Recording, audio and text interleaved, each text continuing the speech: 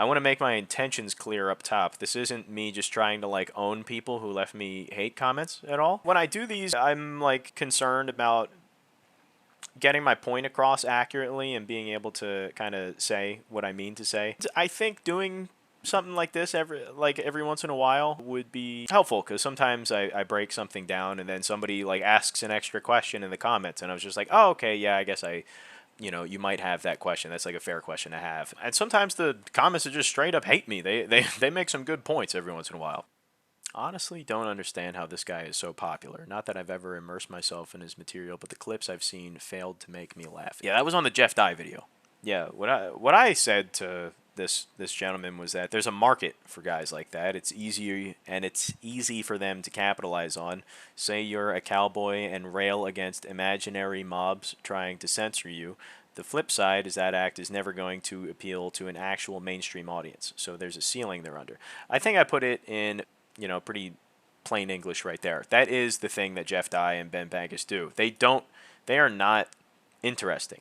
There's not a reason to care about them, about either of them. So what they do is they grift and they pander to a very like partisan political sort of crowd. You don't have to, and it makes your life so much easier. It's what they should do. It is the right option for Jeff Dye or Ben Bankas to do that, at least in their own life, because they're both completely untalented and boring and uninteresting. And there's this easy shortcut that they can take to get more money than they could ever imagine, to get more, fans than they ever would have. And the flip side, like I was saying, is that it's never going to actually be mainstream, because there's nothing for people who aren't like already gung-ho about the stuff that you're grifting about to care about it at all. And it's not because you're triggering people. Like, find me some harsh truth that Jeff Dye or Ben Bankas is telling. They're not doing it. They're just untalented. But like I was saying, the ceiling is there for them, so because you're never going to get really any more popular than you already are. But the good thing is you were never going to get that popular to begin with, so you should do that. So I mean, Ben Bankas and Jeff Dye, in that way, have made a smart decision. Now, if you're capable of making a smart decision and you did that on purpose, then maybe try to get a little bit better at stand-up, but maybe they stumbled into that accidentally. But, yeah. But, yeah, good question. So this was about the Nick Mullen video. Mr. The Sandwich 88 says, Lord, the absolute truth is if an Austin comic had the exact same set, you'd be breaking it down beat for beat and explaining why it's not valid. I love Mullen and don't care for most of what the Austin guys are doing, but this weird bandwagon of hate against them all as a whole is just weird and not based on comedy at all, but based on a weird social political disagreement, and also because that scene does seem to be self-perpetuating at that point. Who gives a fuck? I guess what was the rest of that comment? I guess I'm just not entirely sure where this guy's coming from, admittedly. Yeah, like right here, he says, Nick's still great. I prefer paranoid mental health crisis Nick. He called all the bullshit out.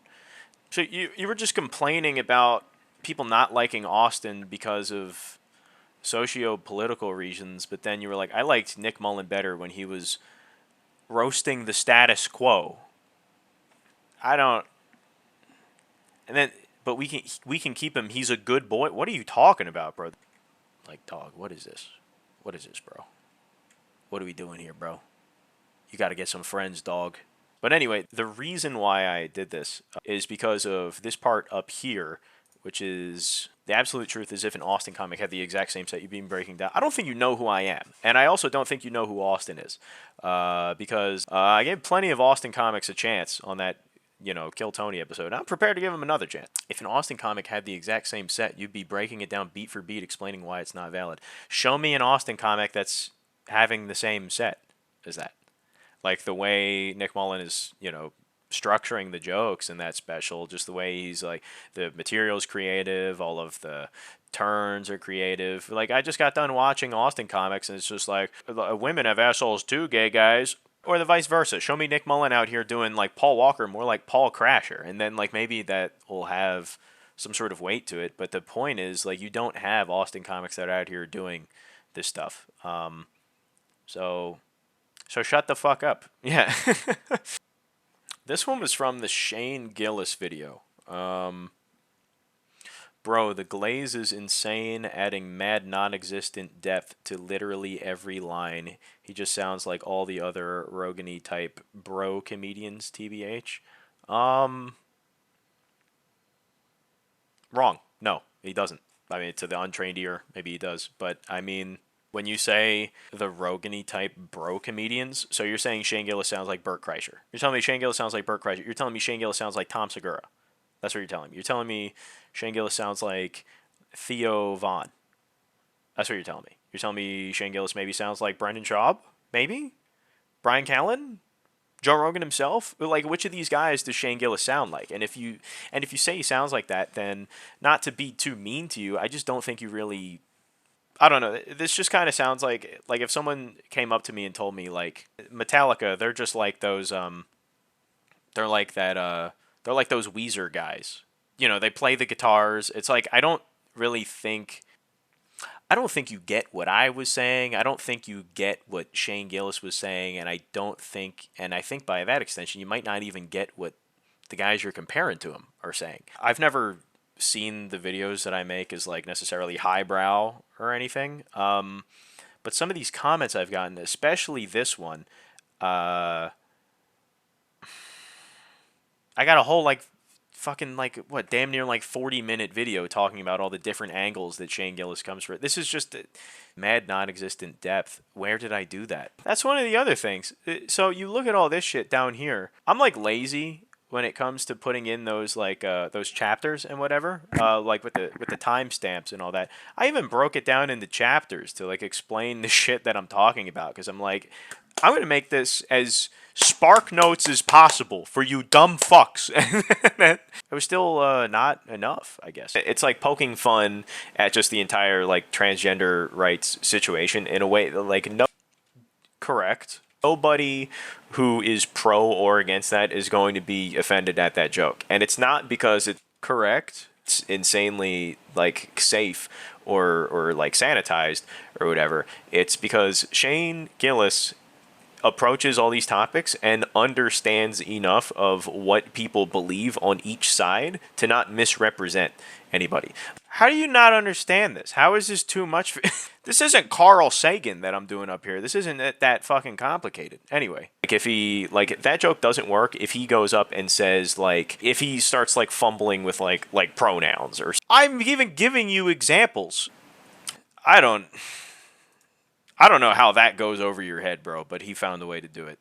Now, I won't argue that the glaze is insane, but I mean, I did do a lot of glazing. I mean, it got a 10 out of 10. This is a fun one. I was very happy to get this comment. Billy Batts asked, he said, okay, so I'm a huge fan of terrible stand-up. Me too. Like Gringo Poppy, you said it's not the worst, so I'm guessing you know some pretty bad stuff. Can you recommend any other bad specials? This guy, if he hasn't already, would love the Megan Stalter video that I just put out. And I hit him up in the comments. You gotta get into the depths. So, like sometimes even if it means like joining like a local comedy group on like Facebook, just go to like Tallahassee Standup or whatever on Facebook. You'll find some fucking idiot on there that put up like a 10-minute set. You'll be able to find people out there, because that's what you have to do. Because if you just Google terrible stand-up, you're not going to find what you're looking for. At some point, I'll do a Tom Myers video. But if you if you are uninitiated to Tom Myers, I recommend. Very, very, very good, very funny. Guessing you know some pretty bad stuff, but yeah, that Megan Stalter was a big one. But I will try to keep getting creative with some of the bad ones I find, and not just bullying the Austin guys, those poor Austin comics or whatever. This was on the Matt Rife video. He said most of his fans, if not damn near all of them, are women. Ha ha ha. It's like a criticism I've seen brought against Matt Rife before, and a lot of times it's comics who criticize Matt Rife for not having like a real like comedian, like comedy fan, like a real comedy fan sort of audience, because it's majority women who are fans of his. And then, like I said in the video, it's those people who say that, and then it'll be the same people who complain that it's like he was mean to his fans with that domestic violence joke. It's like, Shut up. You're so insincere with all the shit that you say. I don't know. If most of your fans are women, I don't know. Like, who cares, man? Half the world. And I know it's like you do stand up, you want women to like it normally, right? I'm trying not to put words in this commenter's mouth and all that, because then there's the people who will say like, oh well, like women don't have as good of a sense of humor as men or whatever. It's like women aren't funny. It's just like you got to get over that, man. They wrote a goddamn essay to me. All right, hold on. Let me. I enjoyed the video. I believe you were a bit overly critical, but I enjoyed hearing your perspective being a comedian. Also, you criticized comics performing in Austin for catering their sets to the Austin style of comedy, which I don't think is fair. I don't know if that was 100% accurate. I know I did talk about Chris Diorio but I was talking about Chris Diorio and not necessarily criticizing him for doing that, because I did say he catered his material to that crowd. I was saying I think it detracted from his set when he did that, because I think when he did that, he wasn't confident in the material that he did, and you could see it on his face. In general, though, I don't care for much of the Austin crowd's material, and a lot of the reasons is because they all sound the same. A lot of them all sound the same. Catering your sets. Being funny is not objective, and when you perform, your goal is to make your audience laugh. True, even if it's not the most sophisticated or original joke. True. It's also, if I'm worth a damn doing this, it's also my job to call out something that's very unoriginal. Also, Jam, he means Cam, is genuinely kind of funny. This was an awful set by him. Okay. Which he prefaced by saying he wasn't prepared, which he clearly wasn't. Okay, that doesn't change what the set was, and I think, like I was just talking about being kind of unemotional in this. The other thing was he went up and said that, and did a set that you admit was horrible, and prefaced it by saying, "I have nothing prepared. This is horrible," and then was met with roaring applause and Tony Hinchcliffe saying, "Amazing." When he did it. Just like that, actually. That was a really good impression. Amazing. Amazing. And that is probably as big of an issue as anything. That is what a sane person who disagrees with you looks like. Isn't that crazy? Good comment. Thanks for the feedback, man. Appreciate it. Liberal feminist energy oozing out of this video. Hates a ugly trait. Weird statement to make after the last one you just made. The fact you need to shit on the most popular comedy show to get clicks is embarrassing, TBH. I don't think I shit on the comedy show itself a lot. Like, a lot of people in the comments, actually, of that Kill Tony video, this is about the Kill Tony video, were kind of talking about how much, like, I don't understand why Kill Tony's popular. I don't have that problem. I get why Kill Tony's popular. I think it's the environment's pretty cool. I like the spontaneity of like having like the hosts with like the soundboard and all that. There was a show that I loved to go to and be a part of up in Richmond that drew a lot of influence from Kill Tony in that way, and I loved going to it when I was up in Richmond. I moved to North Carolina, and I would still drive 3 hours to go do that show sometimes up there for free, just because I love doing it so much. So I get the appeal of Kill Tony. Liberal feminist energy? What did I say that was liberal feminist? I was like pretty mean to people in there. Like, I think I called someone. No, that was Ben Bankas. I called the shit on the most popular comedy show to get clicks. I didn't know I was going to get clicks. That's the other thing. And it goes back to what I was saying, where it's like people only watch like 4 minutes into the video, so these guys must be. I just imagine these are all Hans Kim fans. I guess they fucking exist, man. We're upset that I gave him a 4.5. Something a liberal feminist would get mad over. I don't know. This is the same fucking guy that worries me from that Nick Mullen video. He had trouble turning his head for 11 days. This is from the Callen video. Because he's old and you get hurt while technically winning. And his whole shtick is he's obsessed with being manly even though he's not and he's old. Yeah, that's not his shtick. But then this guy says he doesn't even enjoy it. You don't have to be familiar with his work to understand what his bit is. Don't make me defend Callen. Yeah, nobody made you do that, man. What I'm saying is, like, it's stand-up 101. When you're talking to a group of people, you can't rely on them to know every, like, niche combat sport that you do. So you need to provide, like, an amount of context, because otherwise it's just jarring. And it's jarring for me. I've done jiu-jitsu. I said all this in the fucking video. Trouble turning your head for 11 days because he's old and hurt while technically winning. Yeah, the issue with that bit is that he does such a terrible job of sequencing and just conveying information that it makes it incredibly hard to follow, even if you understand what Brazilian Jiu-Jitsu is. Also, why the fuck are you slamming people if you're in Brazilian Jiu-Jitsu, bro? Why are you doing that, bro? You're not supposed to fucking do that. You'll get disqualified, you fucking idiot. The whole shtick is being obsessed with being manly even though he's not and he's old. Is that his shtick, though? So if that's the case, and you understand that that's his shtick, and you have watched my Bryan Callen video, and you think I got it all wrong, where I have it in the other order, where he starts a premise, and it's like you and I have this in it like backwards, where he does the premise and then tries to walk back how unmanly he is. So it's like he does the premise that makes him out to look like a pussy, and then goes to talk about how manly he is. That's the opposite of what you're describing. And if you interpret that way and you understand it to be that way, different than I do, you should enjoy the special then, I would imagine. I don't know what your problem with it is. I guess either way, he's still not doing any jokes. But then apparently you said that's his shtick, so you get it and I don't. I don't know why. See, but that, yeah, I don't know about this one. Guys, please like, comment, and subscribe. Please like this video. Please share it to your friends. Please subscribe, dude. I need you. His laugh tracks on his special. I've gotten a lot of like Brendan Schaub using laugh tracks comments. I think we're gonna get into more of that in a second. I have a little bit to say.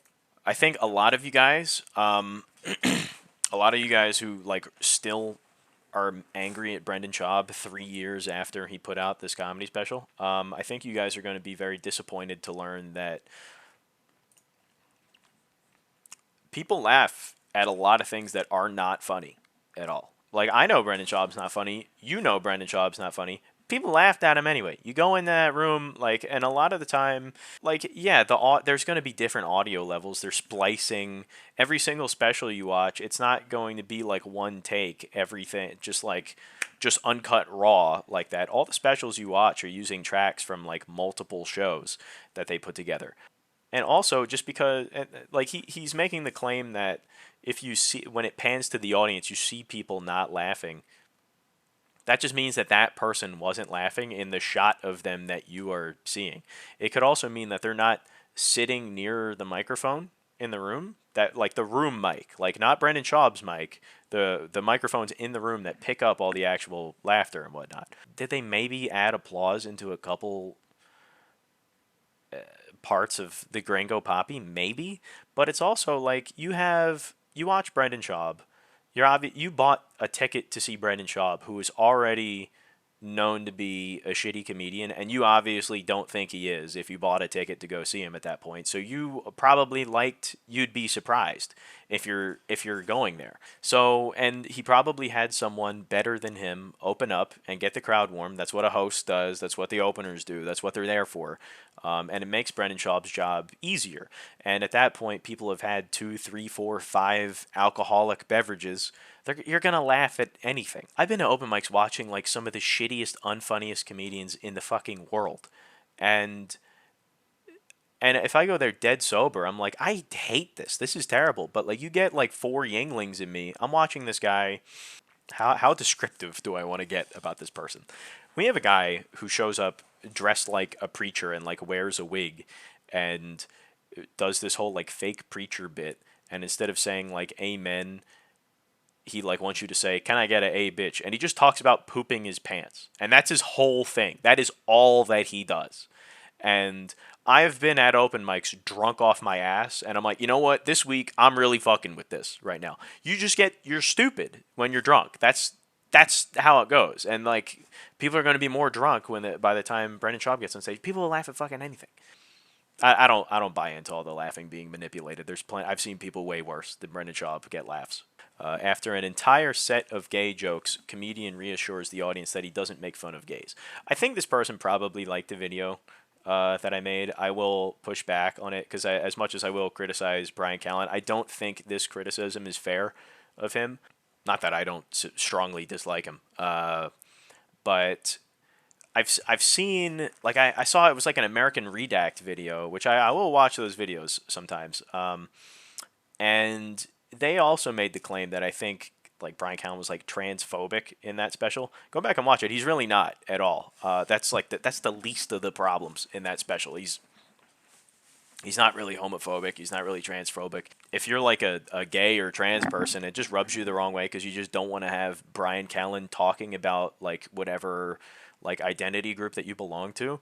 I don't think you're wrong for feeling that way. Like if Bryan Callen was out here talking about like some group that I'm a part of, he's just like, yo, people who play Falco and Super Smash Brothers Melee, I'd be like, get this fucking idiot out of here, bro. Like, yeah, because like, who the fuck wants to have Bryan Callen talking about whatever group they belong to? Like if Bryan Callen, like whoever you voted for, like whoever you're watching this, if you had Bryan Callen talking about like the libs or the conservatards or whatever, you're gonna be like, bro, you're Bryan Callen. Why are you talking about anything? Like nobody wants to have Bryan Callen talk about them in any sort of way because nobody likes him. But I do not think, but I don't think he was transphobic or homophobic at all. This is one of my favorite comments, I'd say, I've gotten. I came to this video to hate on you. I thought it was going to be another variation of a soy boy. Not me, bro. Not me, bro. Look at this variation of a soy boy saying Brendan Schaub and Amy Schumer bad, but your analysis was just on fucking point. You just described this dude so accurately. That was, I mean, that's been, the goal since I started doing these. But it also put an idea in my head, like I came to this video to hate on you. I guess I can't be too surprised about that with some of the imagery that I put together and some of the thumbnails. But sometimes it doesn't dawn on me that like my like takes could like rub people the wrong way. But I'm sure that's a me problem. But that's cool. This is a funny one. I'm a random trans girl, and I don't know how I stumbled on here, Lamau. But I really enjoyed your unbiased takes on a show that's legit ass 95% of the time, but people love for no reason. It has its funny interactions, like you said, but it's insanely hyped for no apparent reason. Keep it up, man. Thank you. That was a nice comment I got. It is funny to just start off with like, hi, I'm a random trans girl. It's like, okay, hi, nice to meet you. But I need more random trans girl algorithms to get into, so my Kill Tony videos don't get smashed with dislikes, because I'm probably going to do another one soon. So Leonore, tell your friends. So, and if you are a random trans girl watching this right now, feel free to self-identify in my comments. You know what? Even if you're not a random trans girl, comment down there and say that you are a random trans girl. To let more Leonores know that they can feel perfectly comfortable doing that. I know there was somebody there was somebody who got mad at that comment because of course it was on the Kill Tony video. So then Kill Tony fans are going to be like, "What? How dare you be a trans woman?" It's just like, who the fuck cares, man? Goated, one of the most goated comments I've ever gotten. Blue Ribbon at Yucking Yums. Keep up the good work, Cynical Spiderman. I have no idea if that is a positive or negative comment. I don't know if he genuinely means to keep yucking yums, but Cynical Spiderman was for that shirt, and I don't know if he thought that was a diss, but it sounds pretty cool, and we're running with it. When I'm about to review something that I know is garbage, throw on the Spider-Man. But tuned out. 12 minutes in, can't take the slurping and crunching and spoon banging off your mullet. Shut the fuck up. Shut your bitch ass up. Nah, but I am sorry. Why is there Stalin in the thumbnail? It should be Francisco Franco or Chiang Kai-shek, so 4 fascist dictators. Stalin should join another group with Mao Zedong, Fidel Castro, Kim Il-sung, Pol Pot, and Ho Chi Minh. When the fuck was Pol Pot involved in World War II? You fucking head ass. This is why Americans are idiots in history and geography. Hey, maybe turn the fucking mirror around at yourself. You just play World at War fucking once. Play 2 Call of Duty games, and you're gonna know how stupid your comment is.